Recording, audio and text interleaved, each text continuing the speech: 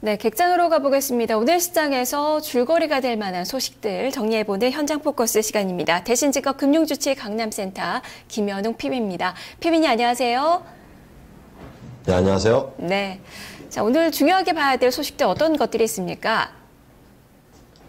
월요일 첫날이기 때문에 일단 이번 주 증시 전망에 대한 기사부터 분석을 해드리려고 합니다. 일단 주간 증시 전망 내용인데요.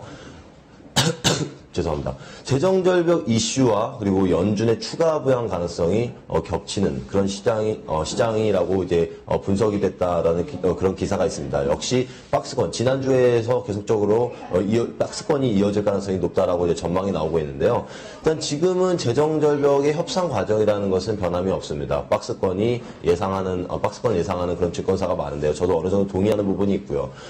지난주 같은 경우는 업종의 흐름을 봤을 때는 이제 산업재, 소재 업종, 업황이 회복되지 않은 업종에서 단순 낙폭과대주들이 이제 반등이 나왔었죠. 사실은 단기로 그칠 가능성이 높고, 그래서 이제 이익 모멘텀이라든지 수출 모멘텀이 확실한 업종으로, 왜냐하면 박스권이기 때문이죠. 그런 업종으로 좀 대응을 하셔야 될 것 같습니다.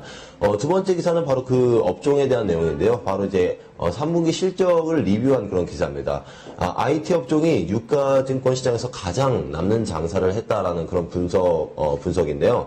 일단 대부분의 업종의 순이익이 하락을 했는데도 불구하고 IT 업종 같은 경우는 순이익이 100%, 평균 100% 이상 상승을 했거든요.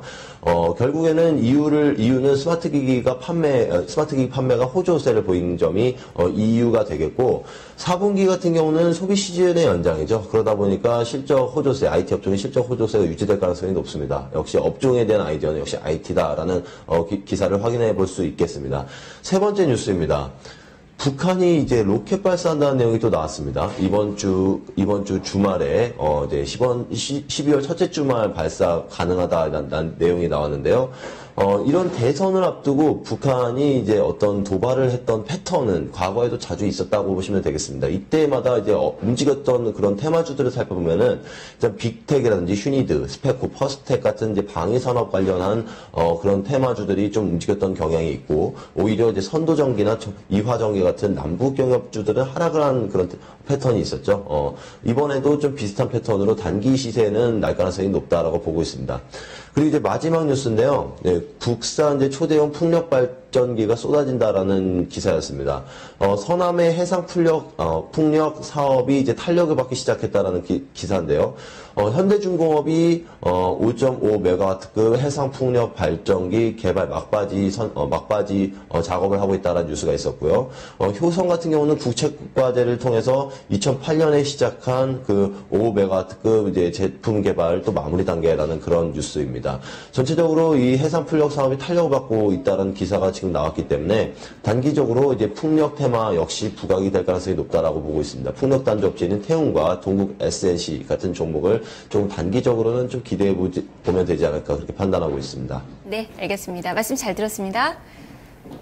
네, 감사합니다. 네, 주말에 나왔던 북한의 로켓 발사 계획, 이 소식에 대해서 지금 주식시장에 오늘 반영이 될 텐데요. 빅텍과 스페코 지금 상한가 시세가 예상이 되고 있고요. 휴니드도 4%대 플러스권의 출발을 앞두고 있는 구간입니다. 현장 포커스였습니다.